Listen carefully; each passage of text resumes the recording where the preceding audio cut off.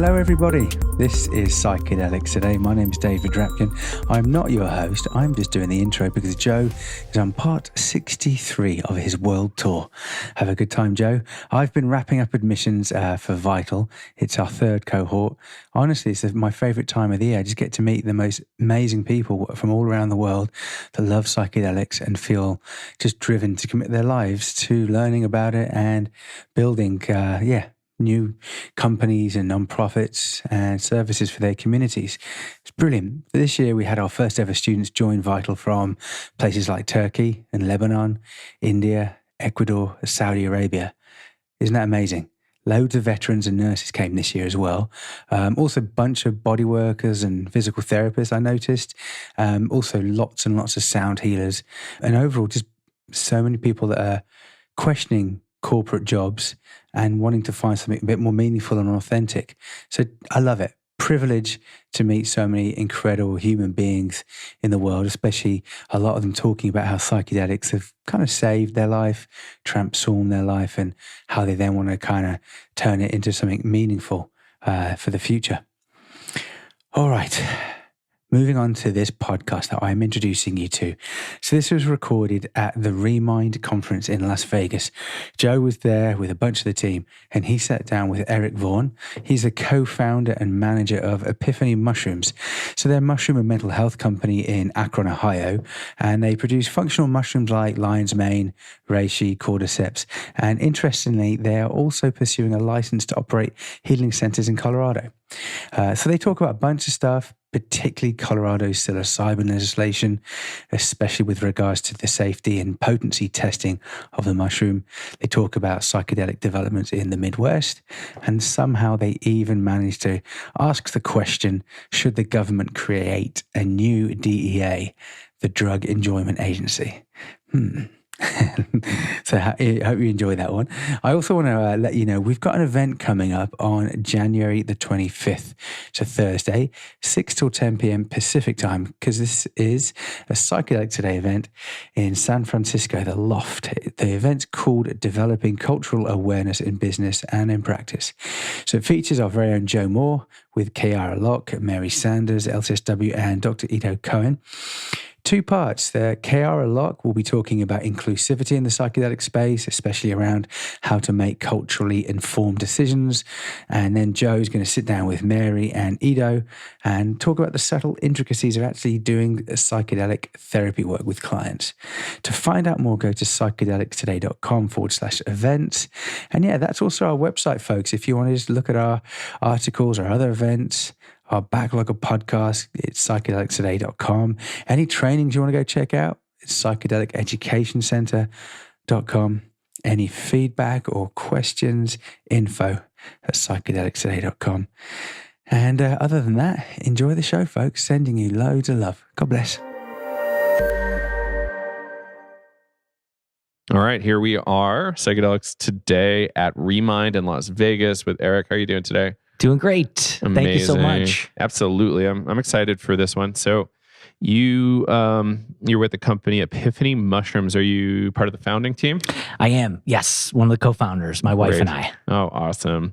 What's your title these days? Manager. I love it. Okay. Yes. Great. So, and you're out of Akron, Ohio, which is interesting to me to be, deep in the Midwest and working to educate and provide mushrooms for folks. And can you tell me a little bit about how you started and why you started 2 years ago? Sure. Yeah. There's a tremendous opportunity. There's so much interest in mushrooms in the Midwest, in Ohio, in states like Michigan, Indiana, Illinois.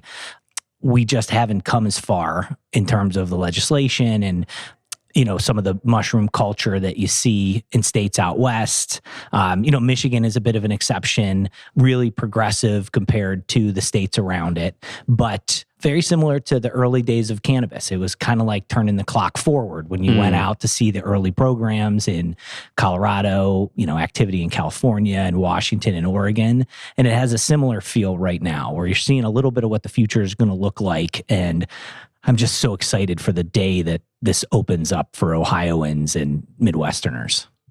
Does Ohio have cannabis programs yet?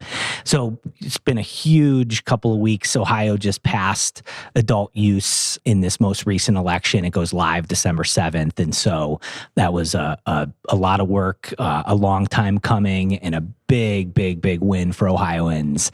And obviously that helps to pave the way for access now to other wonderful plant and fungi-based medicines.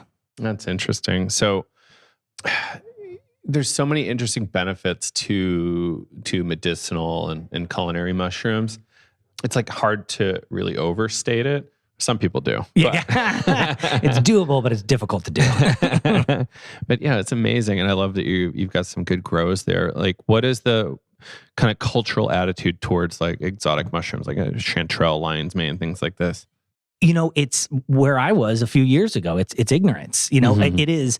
I was blown away when I found out that, over 90% of the mushrooms grown in the U.S. are one type of mushroom. It's the agaricus mushroom. It's button mushrooms. And that 75% of the growth space in the country is in one county in Pennsylvania. And so if you had a mushroom... Really consolidated. Yeah. It was, despite the fact that as humans, we know of 2,000 mushrooms that are edible, medicinal, delicious. We have 200 plus that we have figured out how to grow indoors, and we grow one kind in the country. But with that said, while a lot of the population is not familiar with the amazing benefits of lion's mane, cordyceps, reishi, turkey tail, maitake, all these wonderful magic mushrooms, that aren't psychoactive but are incredible in what they bring, there are also some pockets of amazing enthusiasts and so much knowledge. That's what's been really fun, is getting to know some of the experts in Ohio. And that is, folks that are into mushrooms are into mushrooms, and they love nothing more than sharing what they've learned and teaching you how to forage for them and how to cook them. And, our director of mycology, Don King, he had, his online persona is the mushroom hunter. For a couple decades now, he's been teaching people how to go and find these amazing mushrooms right in your backyard, right in our parks, and then how to cook them, and it's just was so mind-blowing. And I just absolutely fell in love with non-psychoactive mushrooms, in addition to the love that I have for the healing power of psychoactive mushrooms. Amen. Yeah. Yeah. Once you go to a couple mushroom festivals, you're like, wow, these people are fanatic. I love it. And there's nothing better than seeing that passion. When you meet someone that is an expert and they love it, and they just love it for its own sake, and they all they want to do is just shout it from the mountaintop. And it's just so fun to be taught by those folks. Mm-hmm. Yeah, that's great. So is your head of mycology, I love the name, Don King. Yeah. Is Don King in Akron? He is. Yeah. Oh, great. He is from Kent. He's at our facility probably right now, making some wonderful mushroom seasonings and spices, and getting our cordyceps and reishi grows going. And yeah, it's just been so great to learn from folks like Don. So right now it's kind of primarily spices and rubs, and you're working on kind of the more medicinal line, I guess. Exactly. So we're just getting our productive capacity up and running at our Akron facility. We'll be leading the way with lion's mane, reishi, and cordyceps. After that, we're going to grow maitake, and then we'll look to sustainably source some turkey tail and chaga locally as well. And then laying the groundwork to get ready to pursue a couple healing center licenses in the state of Colorado. So you're primarily interested in service centers? For now, yes, yes. And, having, what I think is really progressive legislation move through in Colorado. It was amazing what was done in Oregon to lead the way. And I think Colorado has done a really good job of improving even upon that program. And, now I hope to see Massachusetts have success next year. And I hope that the Massachusetts program is even better, and I hope by the time, we're ready for Ohio, or if we have a change federally, that they continue to build on top of themselves. But for now, yes, we'll be focused on the service center in Colorado.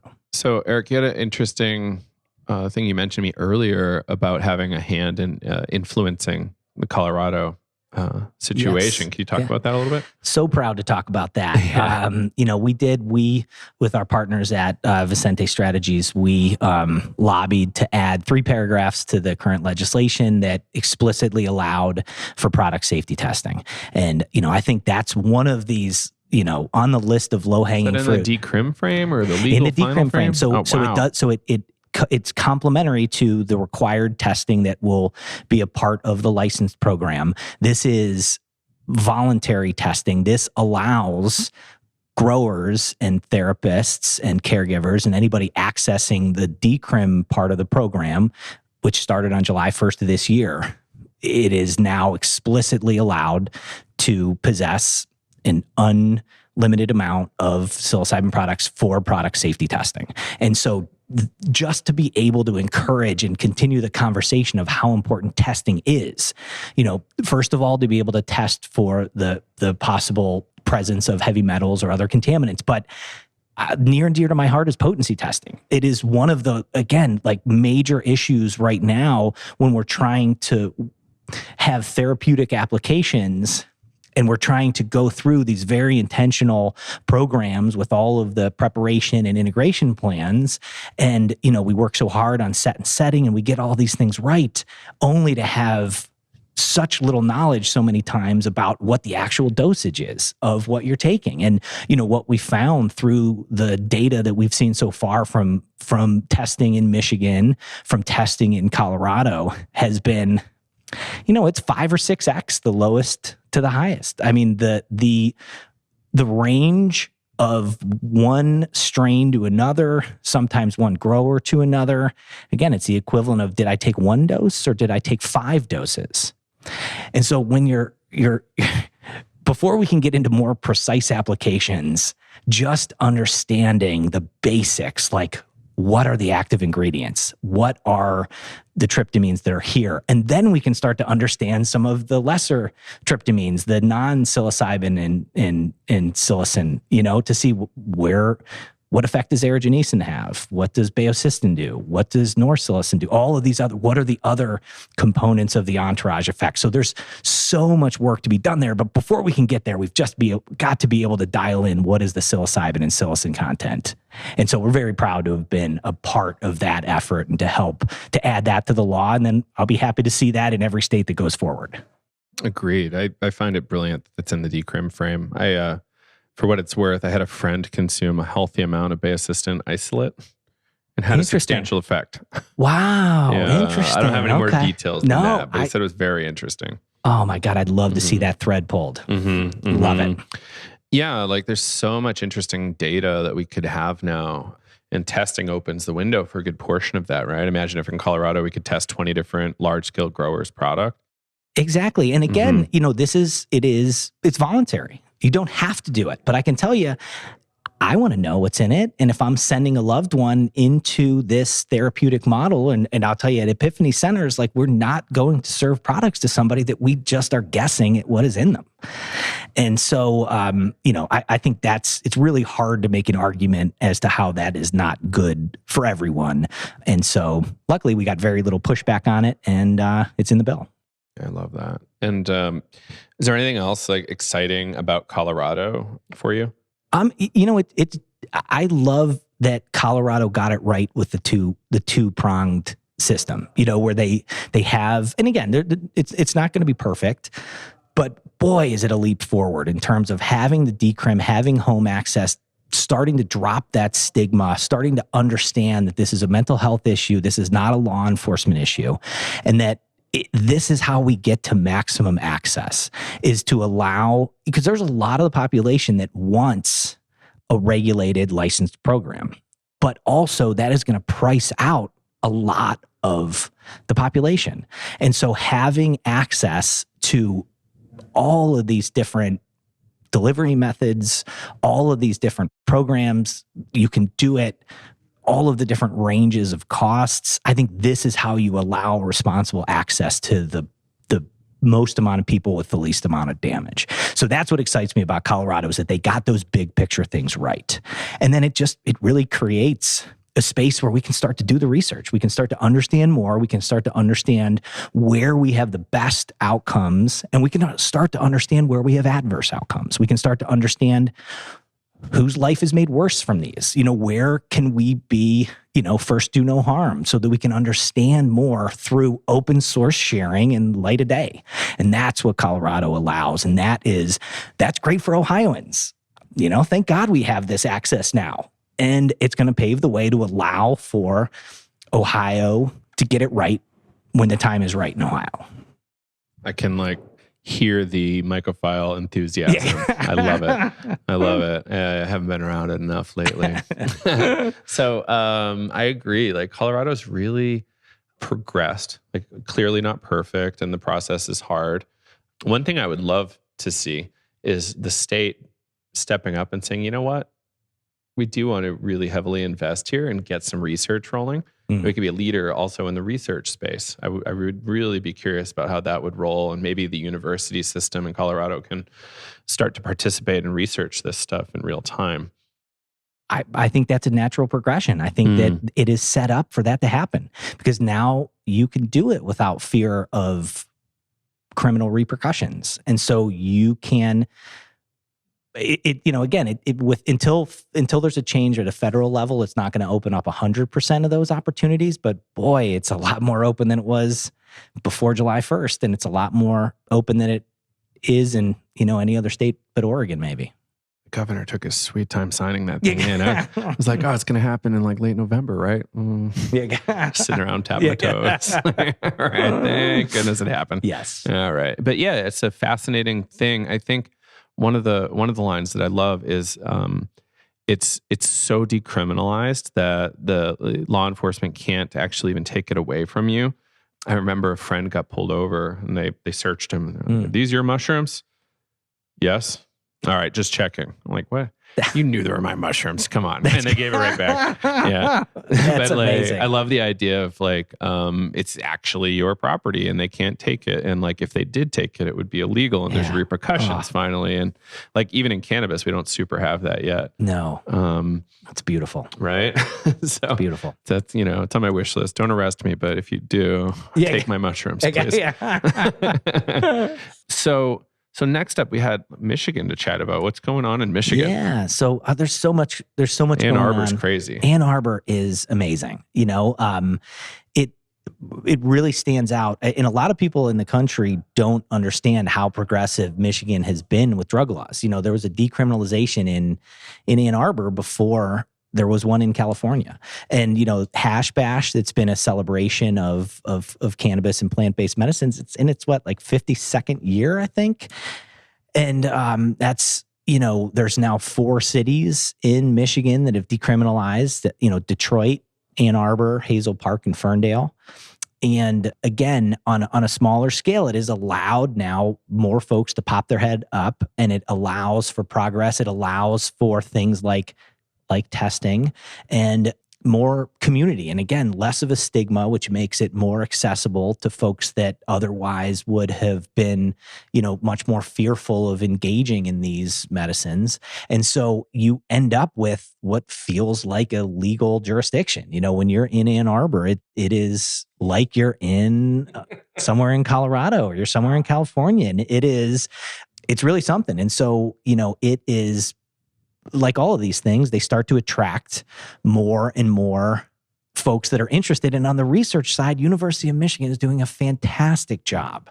Their Psychedelic Research Center has continued to publish papers, and each paper continues to beget more papers because you find things that are interesting and you want to follow up. And now, so, we're a really proud sponsor of EntheoFest, which is a free speech event. It's the 3rd annual this year. Again, put on by just some wonderful people that have been out there doing the work for a long time. And they get senators like Senator Jeff Irwin and professors and researchers from University of Michigan and folks from, the county prosecutor, Eli Savitt, coming out in public at this free speech event to talk about the need to change these laws so we can continue to do research and we can continue to understand how this can be a part from an individual basis, helping to solve the mental health crisis that we're in, helping to go upstream to understand why we engage in behaviors that are counterproductive when we're stuck in these vicious loops of addiction and depression and anxiety.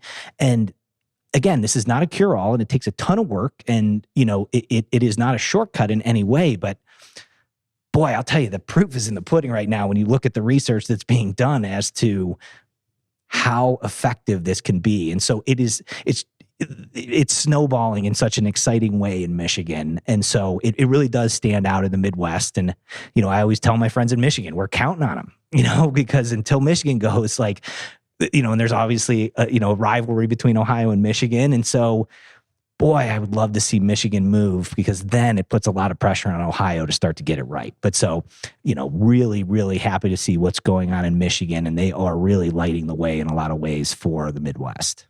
Is there much engagement in Michigan from veteran populations?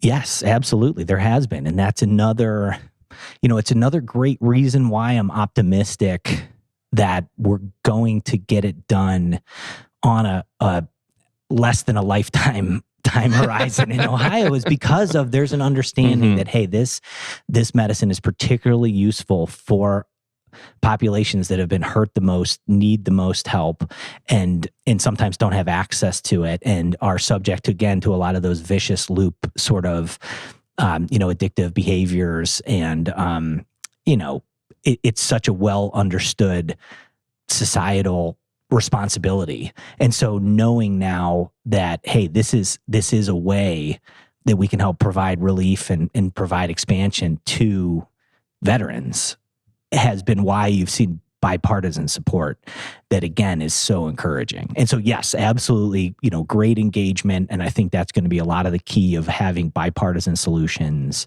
to move this forward. Yeah, I can see the...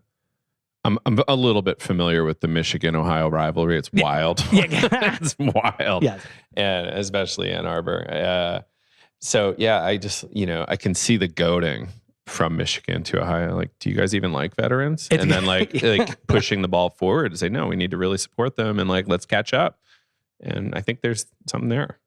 Amen. It was great. Psychedelic Science in Denver in June. I mean, Rick Perry coming on after Rick Doblin. It was so powerful. Were you there for that? Yes. I heard he was quite self-effacing. I didn't get to catch it yet. Yeah, he was great. He was very self-aware. He came up and, obviously there was like a raucous cheer for Rick Doblin and, relatively reserved applause, when Rick Perry came up and he said, yeah, I know, what's this knuckle dragger doing up here? But he said, hey, look, I get it.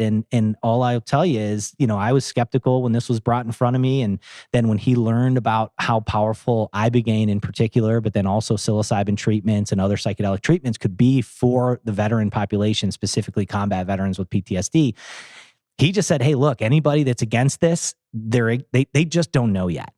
And that's it. It is a question of ignorance, and that's it. And it is our responsibility to educate people on what this is and what this isn't. And, he had a great line that just said, like, my political reputation is not more important than these young men's lives. And it was so powerful and to hear it from him, and it was incredible. And that's the kind of thing, it gives you chills to say, hey, look, we can continue to make this move forward. And it's so good. It's so good for everybody. Yeah. It's like shocking. I've been at it for so long that, if this was a lot earlier in my kind of career, I'd be like far more like, I'd get out the pom-poms and cheerleader outfit and stuff. But like, it's just, I've been waiting so long. Yeah. So I'm like, well, that's going to be the recipe still. So that is it. Even with all the progress and all the excitement, I mean, you have to understand. I think good strategy here involves a really long time, and it is going to take time to deprogram, to unlearn the things that we think we know, and to slowly get comfort to be able to make these changes. And so, but again, this is why it's so critical that Oregon and Colorado moved, and now we have that going. And so you can continue to see, again, that big snowball rolling and gaining momentum and gaining size, but it's tough to put a date on it. And, we have some big things to watch. Obviously, the MDMA decision next year is going to be critical from the FDA. I'm hoping to see a favorable outcome there in terms of allowing MDMA for PTSD. That'll be a watershed event if and when that happens. Obviously, keeping an eye on the Ibogaine research project in Kentucky, which is also, I think, going to be really important. And then it'll be a lot of eyes. Over under on Kentucky. It's just seeing that $42 million get released and start to get to work, and starting to see again this realization that, holy shit, this opioid crisis that we have, there is now a known solution for a certain part of the population. And I'm really excited to see the data to come out from the Stanford study, the amazing work that vets and, Marcus Capone and Nolan Williams have been doing in Stanford and sending the veterans to Mexico for Ibogaine treatment. And, I think that's going to continue to draw a lot of excitement. But again, it's going to take a while. There's a lot of inertia. It's been 50 years of the drug war. The DEA has 10,000 employees and a $3 billion operating budget. It's just unrealistic to think that these things get taken away. It's not going to be a rug being pulled. It's going to take. Let's keep them in their jobs and just have them work for us over here in psychedelia. You guys are going to be the drug enjoyment agency. Somebody told me that. Hey, you're just going to make sure everybody has enough. I'm for it. Exactly. Yeah. That is it. Gosh, I love creative solutions like that. I've been trying to brainstorm what it is. And I love the idea of the agency going away, but you get to keep your jobs. You could either go to the U.S. Marshals and the Park Service, or the Drug Enjoyment Agency. And and I wore a hat of an economist for a period of time, and there's an economist framework to look at what an incredible inefficiency this is for society, how unproductive the drug war has been, how much that causes. Have people published on this? Oh, I know Milton Friedman had some commentary, but I don't know how robust the work was. No, I don't know that there's been great publications per se about it, but just conceptually to know anytime you have an inefficiency like this, Milton Friedman would hate the disruption to free markets that then creates the Mexican drug cartels. It creates the fentanyl problem. It creates all of the bullshit mushroom products sold at shops around Ohio that contain God knows what. They put a mushroom on the window, and they're selling products that are purported to be Amanita muscaria products. And when they're tested, some have xylazine in them. And again, these are accessible because they're not illegal except for in Louisiana.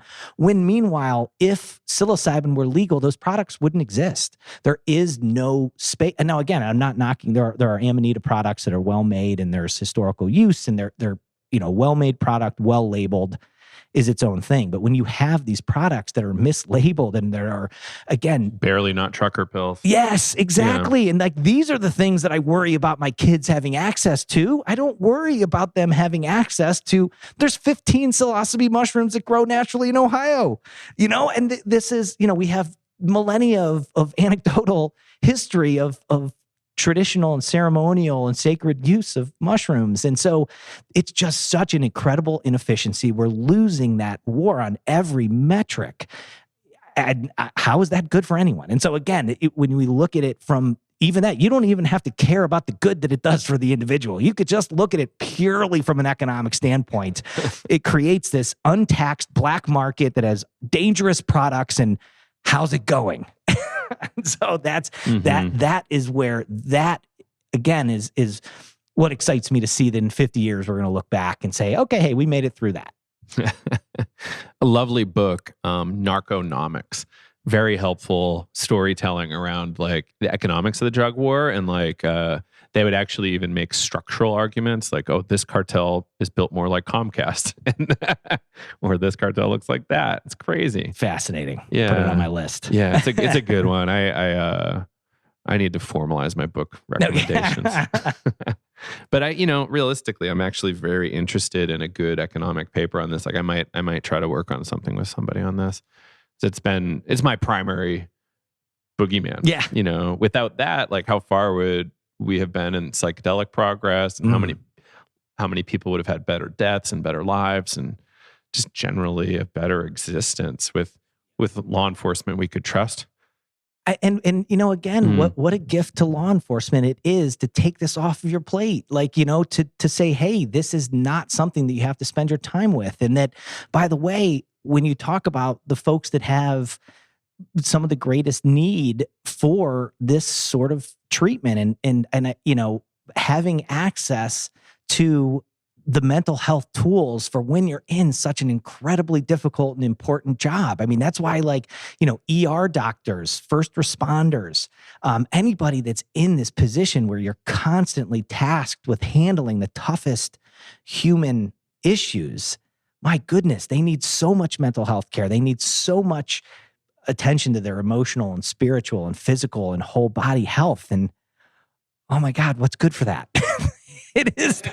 Goodness gracious. Wish I knew. I know. Again, I'm all for funding those programs and giving the tools and the training to take care of our law enforcement officers, and instead of demonizing them and making them the enemy. It's not, they're running a playbook that's a shitty playbook, and I want you guys to be my friends. Yeah, no, and that's it. I mean, I have great friends that are in law enforcement and family members, and let's give them a good playbook. Let's have good fucking codes to enforce, when you have shitty codes to enforce, what does that end up with? And so it's an inefficiency. It's an inefficiency at a top level that will benefit broadly, including law enforcement, when we remove that inefficiency. Amen. Yeah. Can't wait till I can do some more stuff with law enforcement. There's some fun people in Boston. Have you met Sarko? Do you know his name yet? I haven't met him. Yeah. He's super interesting. Boston cop. He went through the MAPS MDMA training, and awesome. He's a therapist as well. So beautiful. There's more of them out there. They're ready to go. We just have to let's make a safe space for them to have good, safe conversations on this. And, absolutely. Maybe they'll start lobbying and saying, you know what? I'm law enforcement and I'm against prohibition. Yeah. That'd be good. Yeah. Sounds good to me. Cool. So anything else we want to hit before we wrap here? No, this is just such a great gathering. It's so great to connect. It's been awesome having these conversations. And, I think that what excites me about being a part of this industry, this movement at this time, is how much cooperation and collaboration is needed. We're going to be, there's going to be, again, similar to what you saw in cannabis 10 years ago, you're going to see an industry go from zero to some big number. And we're going to need all of the different parts of the ecosystem to be up and running and to be doing it well, and to be meeting folks that are passionate about what they're doing in their part of the country or in the industry that they're in.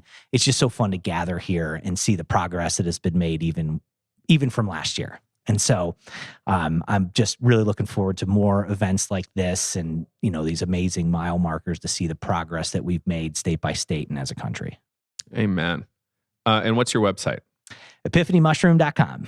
Love it. And can people buy rubs and all that kind of stuff there? Yeah, there'll be, it's limited right now. When we're done with our construction project, we'll have additional products and capacity. And so call it late spring, early summer. Outstanding. I can't wait. Yeah, can't awesome. Wait. Well, Erik, thanks for being here, and I hope we can do more.